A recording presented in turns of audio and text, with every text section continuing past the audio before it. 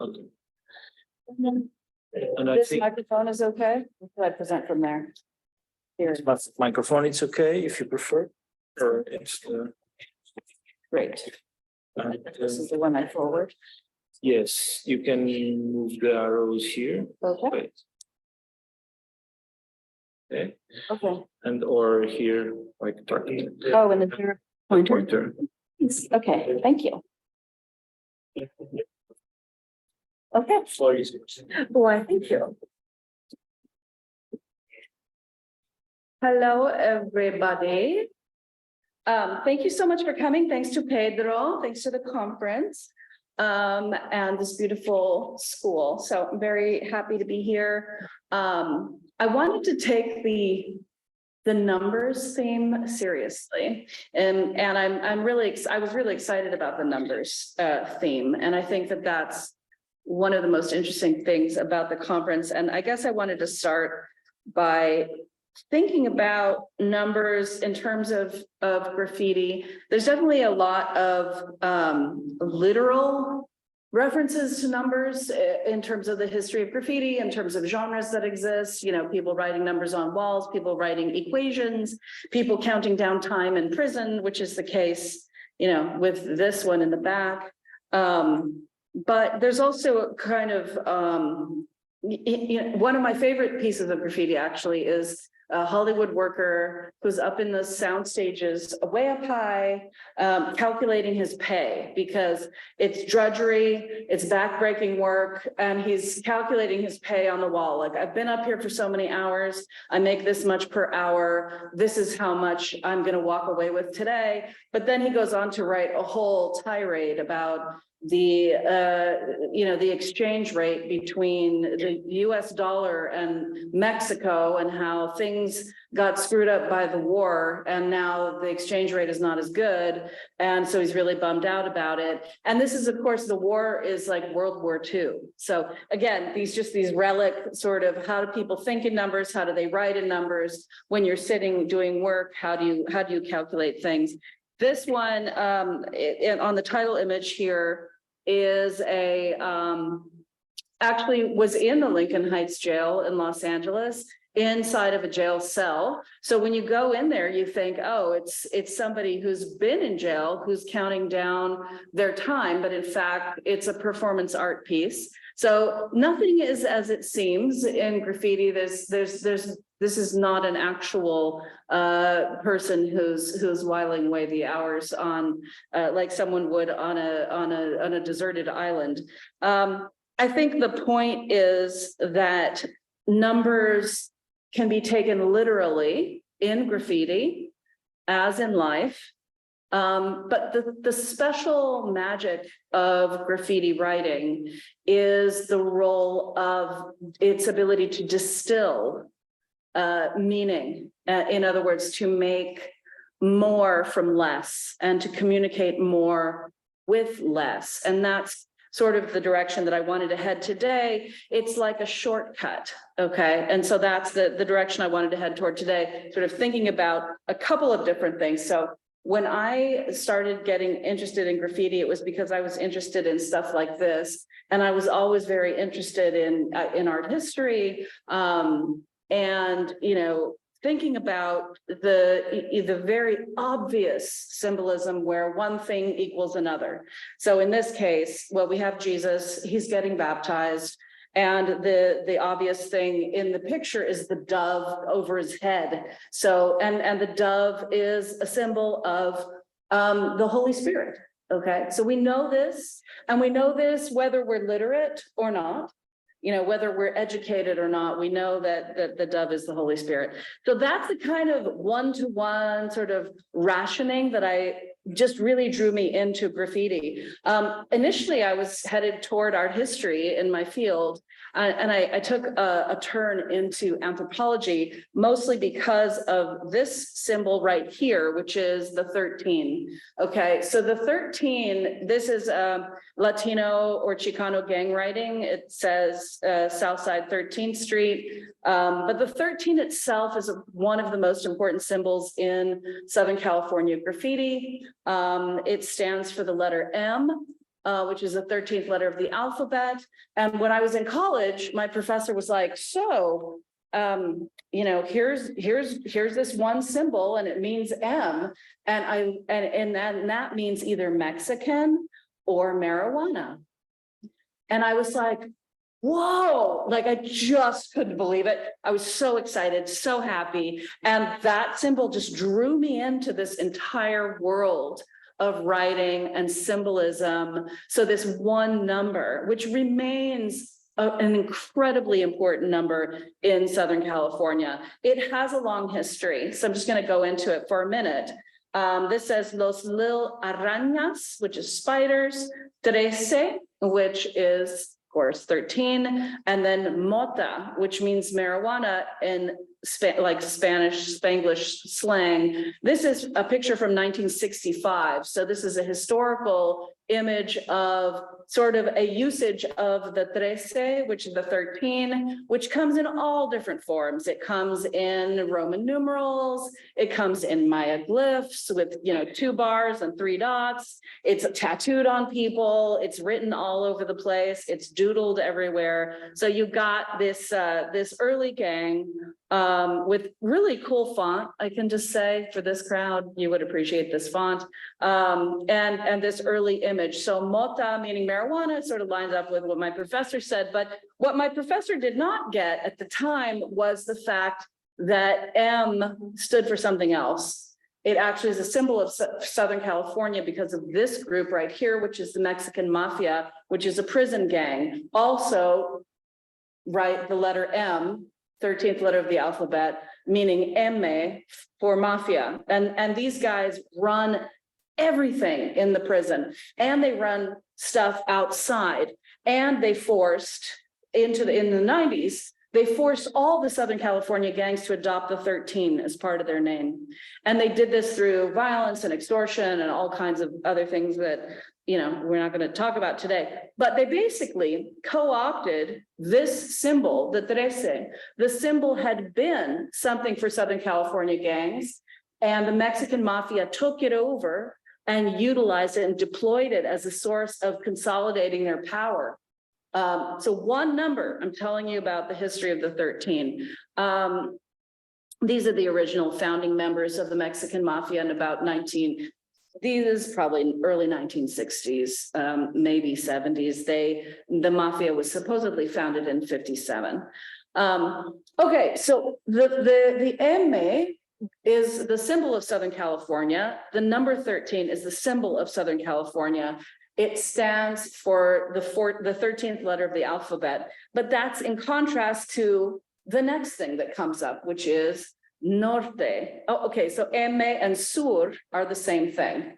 Okay, even though it doesn't match up as nicely as this one does, which is Norte is the 14th letter of the alphabet, meaning north. So that's the division between Northern and Southern California in terms of gangs. And in essence, the way that we're used to thinking about numbers in graffiti, especially if you look at New York, is like Tacky 183. You've got, these people putting numbers next to their names. Maybe it's the address where they live. But in fact, this is a whole geographical system of gang geography. It's an alternative geography. It's an alternative economic system. It's an alternative system of sociality that's overlaid onto urban geographies in the United States. And that also has this integration into the prison system.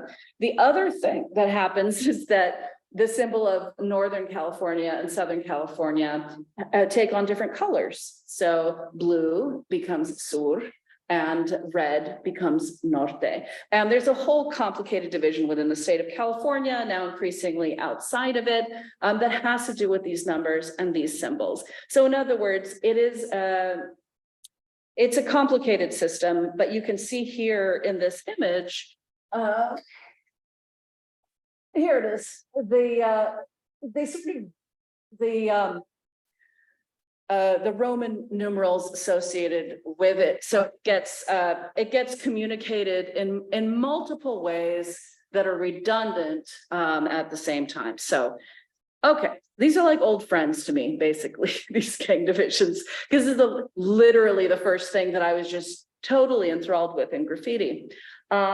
this is a map of all the northern and southern neighborhoods in Northern California. So everything from Bakersfield south in Southern California is pretty much all sur. It would all be blue. There is not a single gang that does not affiliate with Southern California, and the Mexican mafia makes sure of that.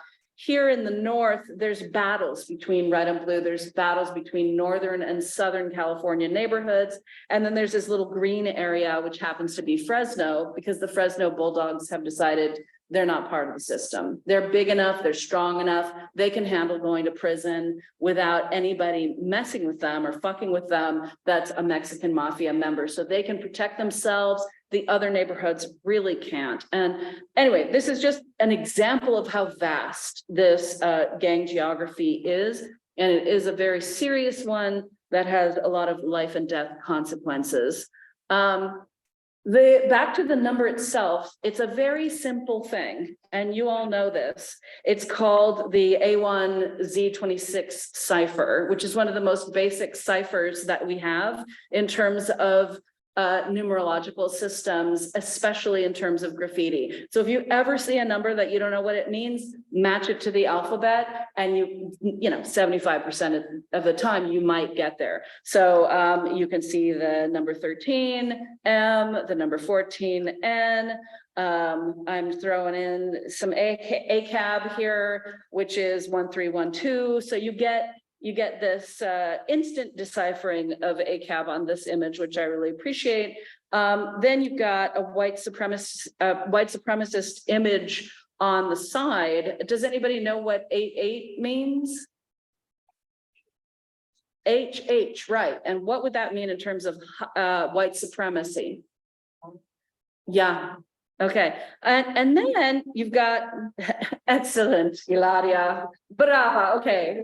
A for the day, A number 1, I should say.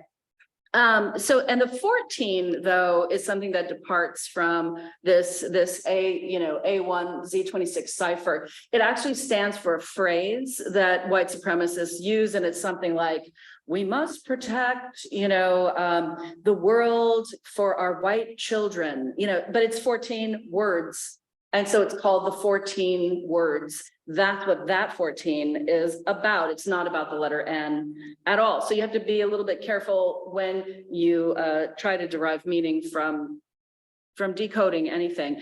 The point is that there are many, many examples globally where this type of cipher, which is like I said, the most basic kind of thing, is utilized. The simplicity of that utilization is it can mask incredibly complicated social systems, incredibly complicated social lives. So again, the idea of numbers as a way of distilling information, of being able to do more with less, of being able to communicate things that are quite complex with just a single object, a single thing. I think that's a lot of what's come up in the conference anyway. Certainly most of the things that we think about are part of what that means.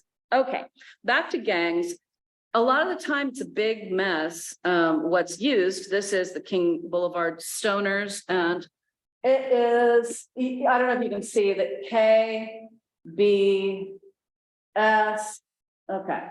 It's been crossed out by the Playboys here. Do you, and then this is the hood. Do you see here the S, the UR? And you know what that means at this point, right? Sur, right? It means south, okay?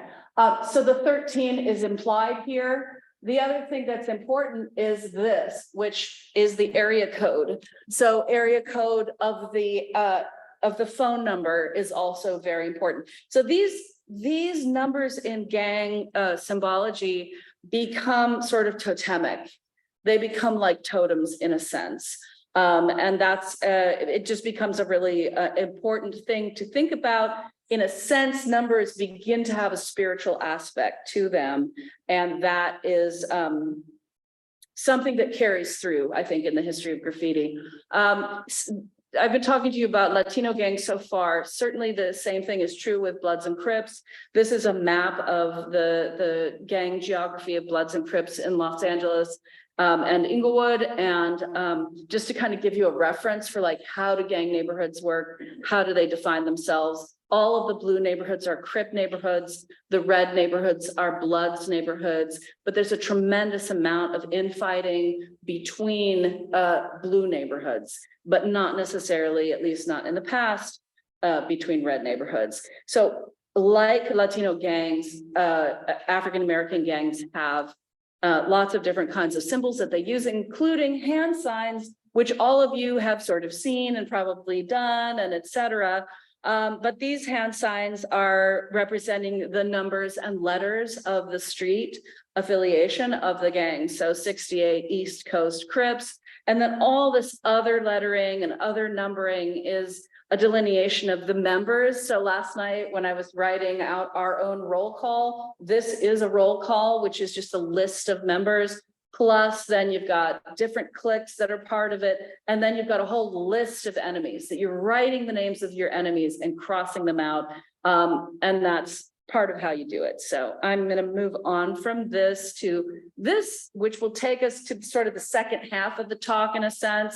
So this is a Bloods neighborhood from in South Central LA called the East Side 79 Swans neighborhood. So 79th Street is SNS, which what their hand sign here is the 7 and the 9 combined, but SNS became conjured up the image of the swan. So the swan became the symbol of their neighborhood.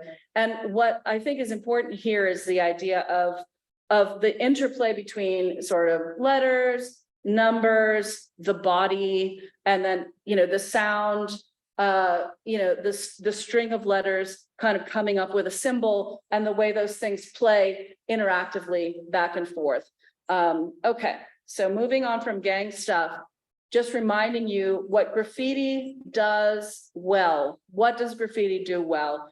It distills things into keywords, into place names. That stuff needs a lot of unpacking to understand. So partly, I just always want to pause and remind that each of the keywords on this wall, for example, needs to be unpacked and understood. Sometimes you can do that. Can you ever do it as well as the writer did it? We don't, you know, the answer is of course no. Okay. So I wanted to go back to the idea that before people could write, people counted. Okay, so the first forms of human expression that we see that are close to writing are actually counting. You know, this is from the Blombos Cave in South Africa, and they're about 500,000 years old. These marks that are very likely counting, although who knows really. Here's more of them, and there's a lot of ways that the history of writing and graffiti go together. So the history of writing, the history of cities.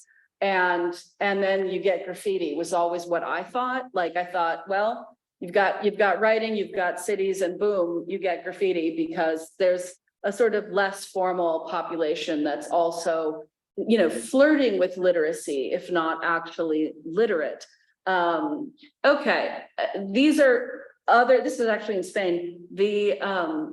A notion of counting. There are early.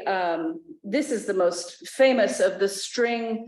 This is called quipu in ancient Maya, and this is the string counting mechanisms. They're like computers in a sense. It's like an abacus with knots and strings. And before people could write in letters, they were counting they had different mechanisms to count, and some of those wind up in prehistory. Okay, and I'm not going to go into this too much, but there's a lot of ways that this happens. Beads show up. There's tablets that show up. there's commerce that starts to happen. People need to keep track of it. So that's kind of where you get the birth of a lot of writing in the world. And there's 4 different places that you get writing that comes into play. Here's an example of cuneiform writing with a proto cuneiform script on the top that's sort of delineating, lots of numbers because they're trading a lot, right? And then you get the development of this system so that something like the Epic of Gilgamesh can be written in cuneiform writing, and it becomes, this very, very complex system. This is where it gets interesting to me from a graffiti perspective, okay? So you start with Egyptian hieroglyphics, and the birth of our own alphabet that we use, Greek letters, is based on Egyptian hieroglyphics, as opposed to the other systems of writing that emerged. So you get, for example, I'll just walk you through the letter A. The letter A is this ox figure, okay? And then you get sort of the changing of the A. And I'm not a philologist. I just literally go, how did you do that, philologist? Like, I don't understand. Like, I would never make this assumption based on what I'm seeing here, but I have to trust the philologists that have made a study of these very, very intensive things that, and some of them are pretty obvious, the idea of the I becoming an O. That is sort of intuitive and it makes sense. The idea of the fence becoming an H also makes sense. So there's certain ways that this happens. Where graffiti enters into it is in the simplification of the images, okay? So if you think of Egyptian hieroglyphics as, and I think I may have left out an image of Egyptian hieroglyphics, so think of it in your mind. Very complex. Not everybody could do it, right? Not everybody could necessarily read it. It was an educated class of people that were in charge of that form of literacy. But there's some new research that basically is saying that actually in all 4 of the cases of written stuff, and I'm only going to go into the one, that graffiti wasn't just the thing that popped up when you get writing and when you get cities, but it was part of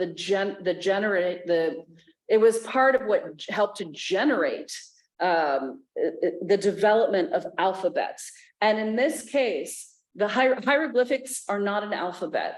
Hieroglyphics are these pictograms, right? And how you get from the hieroglyphic to the alphabet, it turns out to be the work of, oh, here's the hieroglyphics. I did do it after all. Amazing. So the formal hieroglyphics in the background, and they start to see these writings, okay, on rocks, and on walls, and a lot of them are prayers. And basically the conclusion is that it's miners who are basically doing it, that these turquoise miners were writing basically graffiti in terms of just nailing down a kind of simplified format that they could be in charge of, that they could use, that they were in charge. So in other words, illiterate people were in charge of the generation of the alphabet because they were the ones who created this simplified form. So anyway, it's kind of an interesting story. There is debate about it, obviously, but when I look at it, and this is where it's fun as a graffiti person, right? So as a graffiti person, you have certain skills. I have certain skills, like I'm used to reading what's on the wall. I'm used to looking at things in a certain way. And I look at the way that they're telling this story. These people who are not graffiti people, they're classicists, right? And they're telling the story that I think it was the miners doing it. And that's a story that makes sense to me. It's not just because I'm always rooting for the underdog, but it makes sense to me because what graffiti is good at is distilling things. It's simplifying things. It's communication through a simplified form. So in that sense, this trajectory makes a lot of sense to me. Okay, so here's some other ways that pictures eventually become alphabets. and you can just take a look at them. It's a very interesting process and quite quite illuminating when you think about how possibly and the one that's missing here is Mesoamerica. Okay, but the four independent creation of alphabets and of writing. You know, there's not a lot of crossover here, but they all go through this trajectory from, you know, picturing something and rendering it as a letter. Okay, so I'm almost done. I wanted to say that the other thing that graffiti is really good at is it's sort of like going in between conventional binaries. So when we think of sacred and profane, for example, this is a merger of sacred and profane. You know, this religious statue that's just covered with carving, which we would think of as, oh my God, sacrilege, you know, but in fact, it's this, you know, and in fact, I think it actually was sacrilege at the time. But in other ways, you know, churches are filled with carving.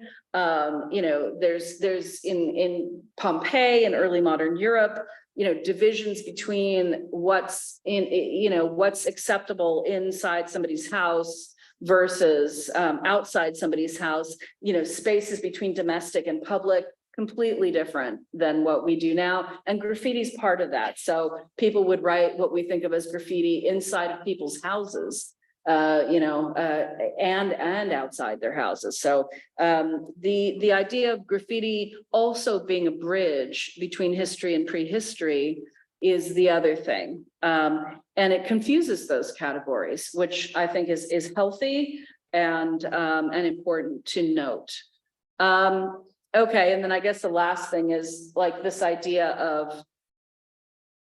of condensing things. Okay, just to sort of say, again, that it's this idea of how the medium itself communicates and flattens time in a sense, and that is like an accordion in a way, like you can expand it and you can contract it, and what graffiti does is it contracts. What we do as scholars is we expand.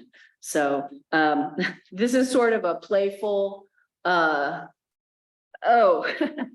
yeah, out of order, but this is sort of a playful musing about the history of writing and graffiti. In Mesoamerica, there's a ton of, well, there's formal glyphs that are really, you know, the priest class does it, but there's also a lot of graffiti, which is simplified form.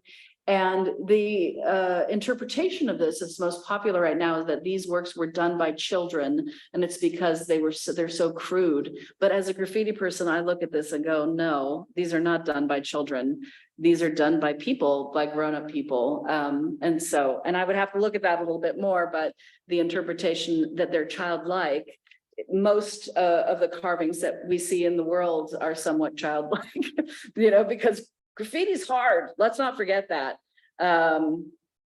Okay, so back to New York, back to this obsession that graffiti writers have of counting themselves, counting how many times they've done something. So Smokin' Joe here has put up, you know, over 17,000 tags. The fact that that's what people really value in graffiti a lot of the time is the number. People obsess about all kinds of things, and they use the walls, like I said, in those very literal ways. But the mysteries of what is on the wall will always remain. There will always be things that we do not know. That is something I think that we should all embrace as part of our journey as graffiti people, as you know, scholars, practitioners, experimenters, etc. Okay, thank you so much.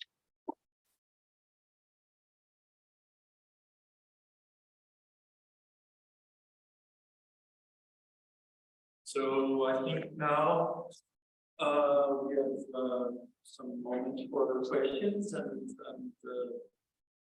remarks. Really interesting report, mind-blowing in some aspects.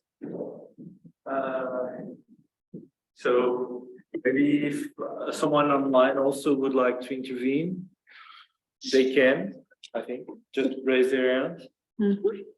And here also, yeah, Jacob. Do it like that, it's easier. Quite specific, it's super interesting, thank you. I thought this interesting with the first 3 digits for the phone number, the regional code. Yeah. Because we have experienced people, they used to first digits of the postal code. Yeah. Yeah. It's very obvious. While the phone systems, even by digitalization, are completely deteriorated, so you can't find out anything geographically. In states, but they're still geographically, even if you're a digital phone. Yeah, no, even with digital phones, there's still geographical linkages to it, but it's much more complicated. So like the image I showed you that said 213, now that's 323. So it changes, and you know, people have it tattooed on them and they're from a certain neighborhood. But basically the other thing about it that's funny is that those are called in prison, those are when those categories become important. So it's because like you're all the people from gangs like in this area code. They're called cars, actually, like cars that you drive. So there's people who let you in and out of the car based on what your geography is. And they're metaphorical cars. But it is all about geography, where you're from, and then who's affiliated with you in that car. And it depends on the type of prison that you're in. But anyway, it's a very complicated system and it's very rich. So, but yeah, that's super interesting about the postal codes. So they actually do change because otherwise most people becomes converted. No, they changed the phone numbers. Yeah. Change the Absolutely. If the area code changes, they change. Yeah, absolutely 100%. They do not hang on to relic area codes. But if you're a guy from a certain time period, that's what you have tattooed on you, then that's what it is, you know? Yeah, it's pretty funny. It's kind of awesome. Yeah, okay. Someone else here? No? No one? Yeah. Oh, Susan. My favorite kind. Yeah.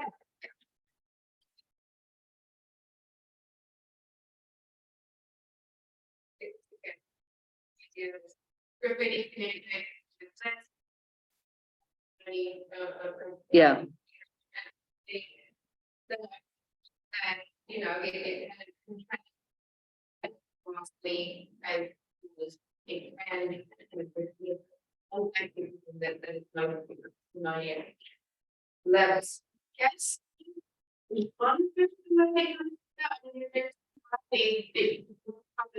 And it's go. It was crazy, I know.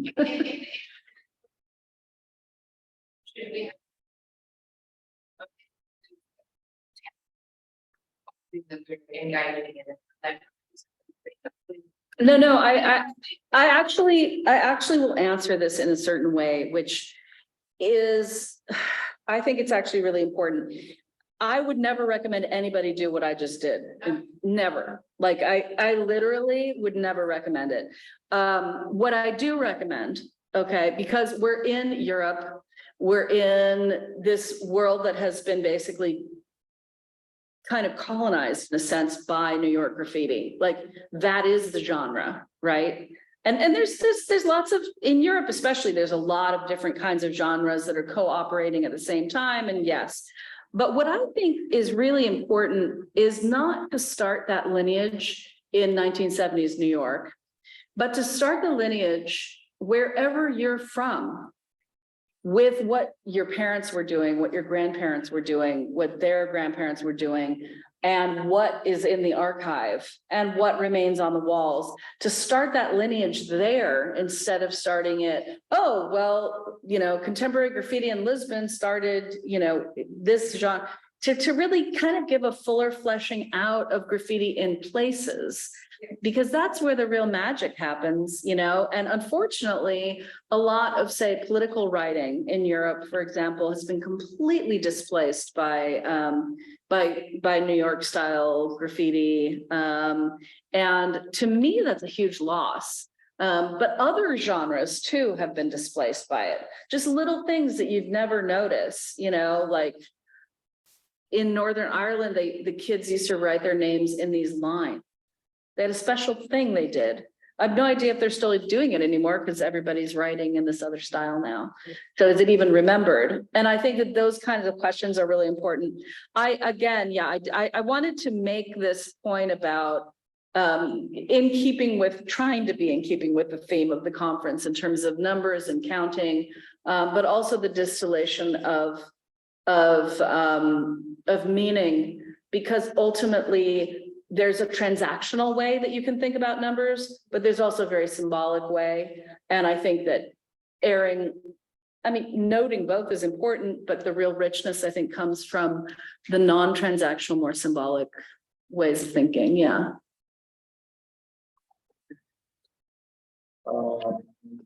Really interesting. Thank you. Thank you so much.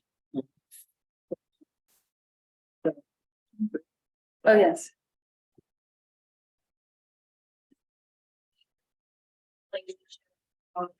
Connect people and for systems of power and able so I think predominantly through the that's taken over by what does this be like number of it's very highly adopted and we're taking back. Mm-hmm. You see like those types of number adopted. Definitely. Well, it's funny about 420 too, because that's also Hitler's birthday. So it also gets used by white supremacist groups, but in a totally different way. Although maybe they smoke out on that day too. Like I'm sure they do at 420 on Hitler's birthday. Like that's got to be something. But the other one that's really important in gangs in Southern California is the 187, which is the penal code for murder. And so if you're going to note an enemy, that's the code that you'll use. So this kind of co-option of it. I really do like the idea of taking back power in that way. But yeah, so I do see that. We see that all the time. And that's a kind of playful intervention, even though it can be really talking about very deadly things, potentially animosity, enmity, violence. So yeah, it's a good thing to note. Okay. Somebody else? It's everything. Yeah. Thank you so much. Thank you, sir.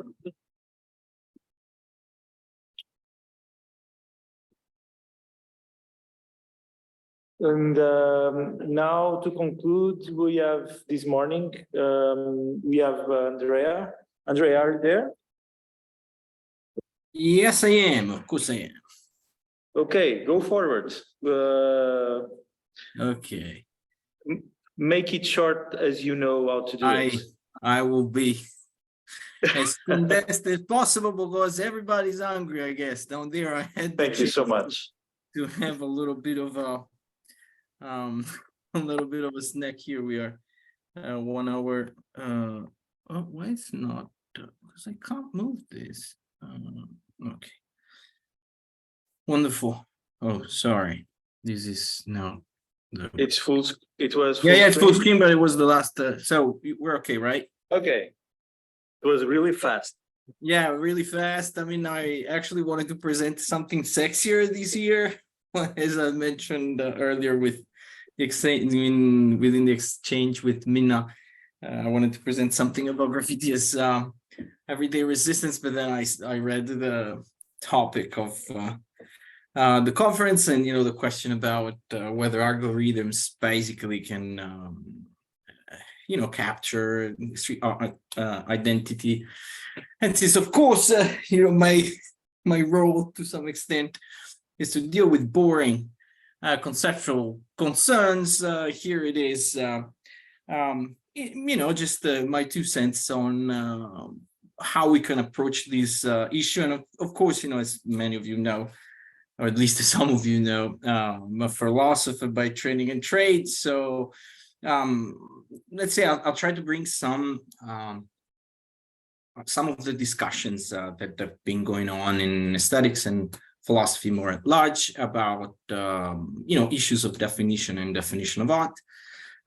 So of course, the definition of art, of street art, just like the definition of art, or perhaps the definition of everything, is a very controversial topic. Here I just listed a few seminal contributions, some of which some of the authors, I'm sure they are there. I heard Ulrich before speaking. Hi. Now the point is that in this talk I'm not going to actually address any of the proposed definitions or definitions that have been defended. And in general, I'm not interested in the what you can call the first order question, what that is the question, what is street art, even if it's here as the title of the slide.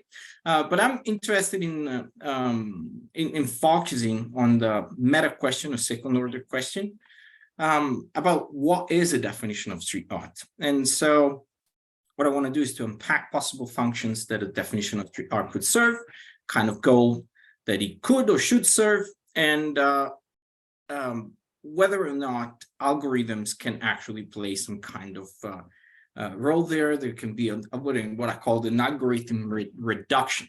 So I'll start by looking into skepticism about definition of street art and more generally the nature of definitions. Then I will go into I will make a couple of distinctions. That were just one distinction between classificatory and evaluative definitions, just to map a little bit the field. And in the last part of the talk, I'll reach, I'll touch on the issue of algorithms. And basically, I will argue for a form of moderate pessimism about whether algorithms can capture a definition of street art. But again, let's say, after let's see what that exactly means. And now lots of you perhaps have let's say a natural skepticism against definitions of art. I mean, in some senses that has a philosophical root in the work the seminal work of Maurice Weitz and his 1956 paper, the role of theory in aesthetics, where he discusses the openness of art and argues that basically it's impossible to find criteria of application of the notion of art, so to find the definition, because art is essentially creative, and so it constantly changes. Now, when we look at the street art field, we find arguments that echo, at least to some extent, Weit's claim. Certainly the most radical one is defended by Magda Danitz. She writes that, again, trying to define street art is in and for itself problematic. Though she writes a book that is called Street Art, who knows what it's inside of that. Peter and Ulrich has also embraced what I call, I've defined a form of moderate skepticism, which is different from what Danitz is arguing. They're simply saying that, again, this sort of openness prevents us from the possibility of giving a definite, an all-encompassing and a final definition of street art. And in general, I think that the position is reasonable. Now, but here I'm interested in, again, and in giving you a sense of what is a definition. We're always concerned with defining things, but we often overlook the definition of a definition. So in general, definitions can be characterized as generalized identities and ways of guiding the use of a term. Now, the point is that, and that is very important, and that's why I think that Peter's and Ulrich's points are reasonable, is that definitions are not all of one kind. So definitions, they can serve a variety of functions, and their general character can very much vary, depending on the kind of function that they serve. Now, I think that the problem in the scholarship is that often we think about definitions as what they're technically called as real definitions. That is a set of necessary conditions that are jointly sufficient. But we have many other forms of definitions, including dictionary definitions, stipulative definitions, descriptive definitions, exclusive definitions, and even ostensive definitions, whereby we simply define a term by pointing towards an object. Now, when we look at definitions of street art, we can find, broadly we can divide them into two broad categories. This is again some groundwork in aesthetics. So some of them are, can be considered classificatory. That is, they are descriptive and they have an aim at accommodating all or most of those things that we intuitively recognize as street art. Now, when we have these, classificatory definitions, of course, they will look in a certain way, and there will be reference to certain properties rather than others, and they will have a certain goal rather than another, and that goal usually it's what you can call extensional accuracy. So the idea that they can actually capture everything that we call street art.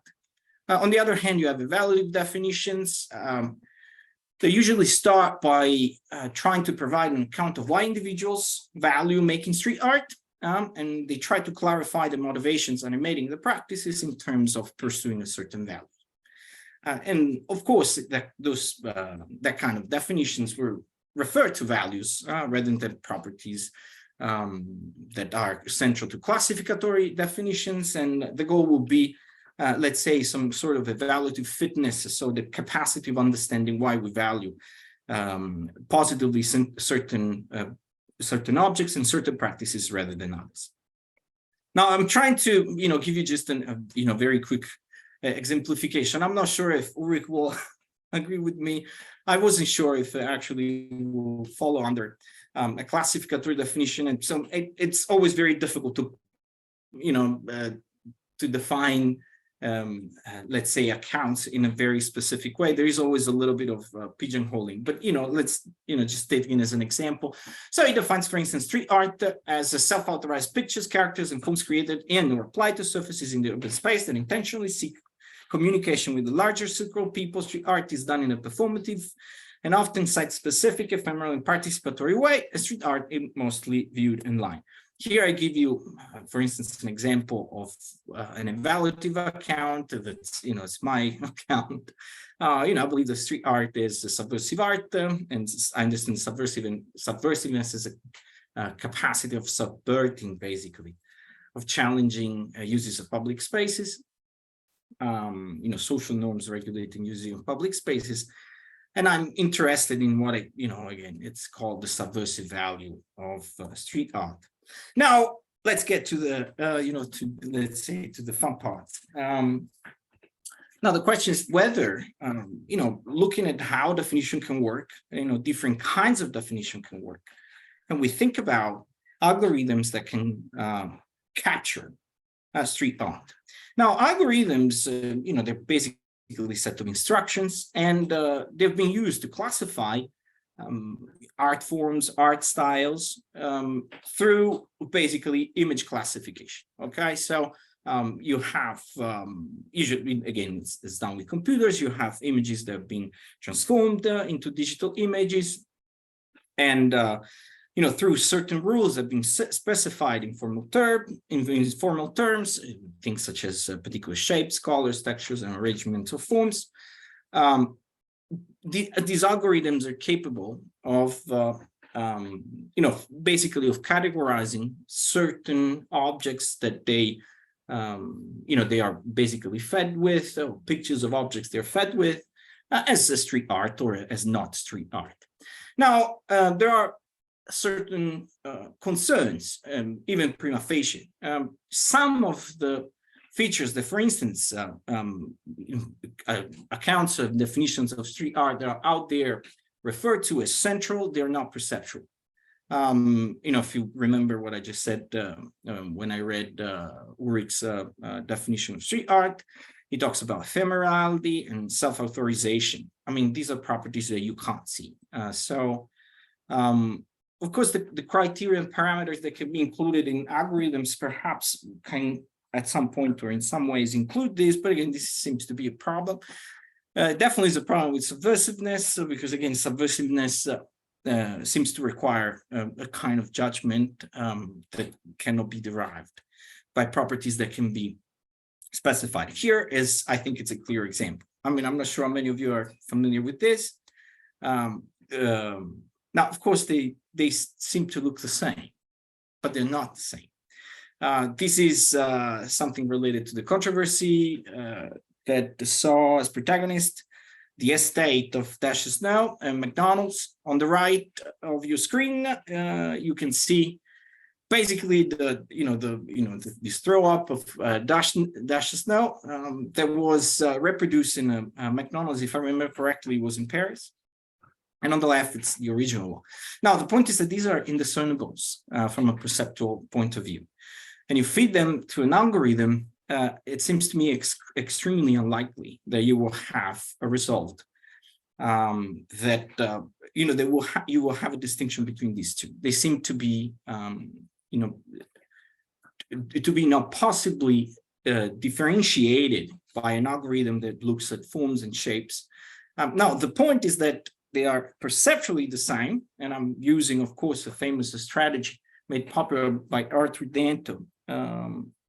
Again, in the paper, I think in the first instances in the paper, The Art of 1964. So the idea is that, again, they look the same, but they're not the same.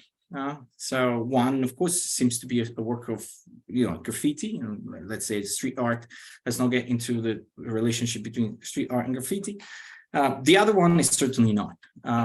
The other one is, again, a commercial appropriation at best of this piece. And I think then in general, people will agree that this is not a genuine form of street art, though it might actually, mimic one or be related to one, but it's not, or at least that's my intuition. So this idea about the possibility of distinguishing in the discernibles by algorithms, let's say, motivate my moderate pessimism.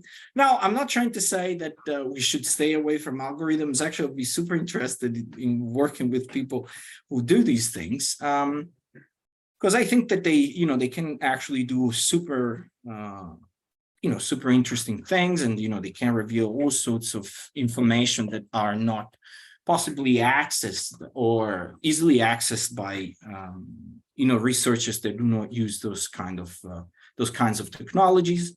I mean, I imagine just mapping a whole city in terms of presence of graffiti. I mean, something that it would be very difficult to do in the absence of let's say machine learning. But again, the point, what I'm moderately pessimistic because I still think that algorithms lack hermeneutic abilities. So put it very simply, is the capacity of understanding the meaning of an artwork. And there is a sense in which, again, definitions and characterizations are, they must be essentially related to forms of interpretation. They guide interpretation. They are connected to them. They are not separated. And again, forms of interpretation ground the reasons why we deem work as a street art rather than. Okay, I'm getting super fast to the conclusion. I've argued that definitions are not all of the same kind, but they might serve very different purposes. Of course, I suggested that we might actually create definitions that can work algorithmically for special purposes, but I've also emphasized that there might be all sorts of limitations when we use machine learning to categorize works of street art, because again, they lack hermeneutic capacities. Thank you very much. Boom. Thank you. Bye. Eccoci.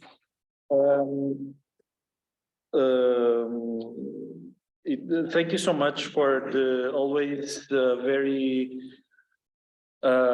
critical aspect that you observe of the phenomenon of graffiti and street art. You touched lots of things that we already thought. We are more or less in the middle of the conference now. We already yesterday talked about precisely mapping graffiti and street art on the city. We had the guys from Smart City and Open Data of the City Council of Lisbon presenting. So giving or asking for these kinds of tools, like they would be very happy to receive the definitions that could work for algorithms to, with machine learning, reading but at the same time, this raises lots of questions, right? Like what could be the consequences of all these less open definitions, and what are the risks for us in society, as a society in general? So, but yeah, you're touching interesting points. I don't know if we are over the lunchtime now, and I don't know if here in the auditorium is there any question. We have Susan wants to make an intervention.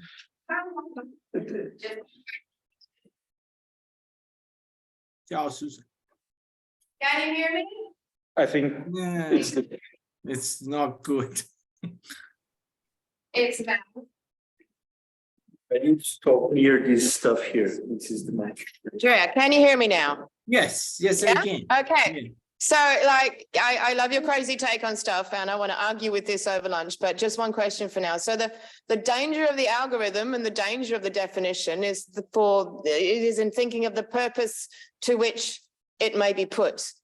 Yeah. So if you're looking specifically at developing definitions that can recognize street art as distinct from perhaps graffiti, although some of your examples in light of that difference, which is problematic, then I can see some city councils using such algorithms to identify work that gets buffed versus work that gets kept, because there's an aesthetic hierarchy of worth there quite often in terms of what cities will erase versus what they will protect. So have you thought about the evil purposes to which this could be put?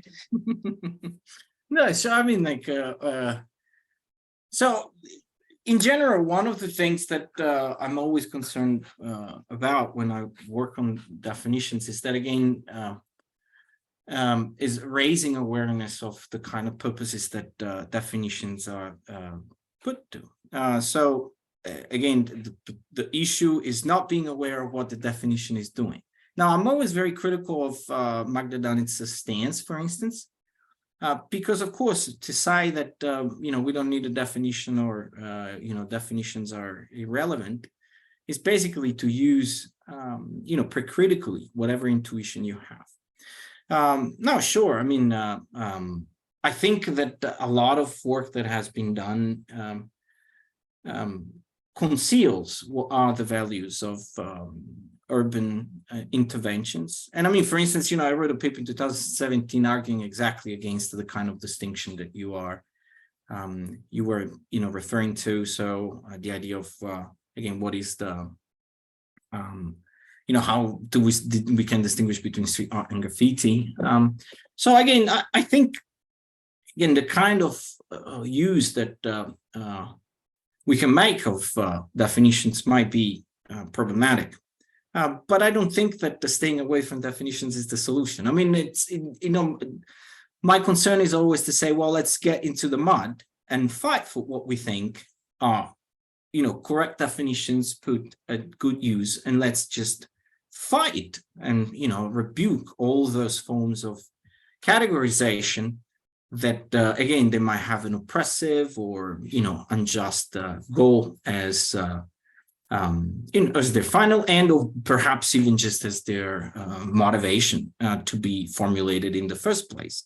Now, of course, the issue, and this is very true. Again, it's something, for instance, that we discussed for years with Pietro Rivasi. Pietro, as some of you may know, was running one of the first archives in Italy. I don't know, perhaps was one of the first in Europe. And they stopped, and he was running it for the region where he lives in Italy. So it was sponsored by public money. And they were actually putting pictures of graffiti. And then they realized that that was used to arrest people and to buff graffiti. So they stopped it. So again, I absolutely agree that there is, potential danger in doing these things. But again, I think that the solution is, again, not refusing this, but is getting head on into the battle. Thank you. Thanks. Are we done? No one wants to make any more questions online? Someone? Okay, if not, we are good. Thank you so much for being fast in your presentation with such complex thematics, of course. But I think you just triggered many of the lunch conversations. So we are going now to lunch, and we are like half an hour late. Let's say that we will start again in the afternoon at 2:30. Okay, we will make 1 hour for lunch. Otherwise, it would be difficult to be here at 2. So we see each other at that time. Thank you so much. Thank you. Miss you all. Love you all. Hope I'll see you, everybody. Bye-bye. Soon. Bye-bye. Bye-bye. Bye-bye. So.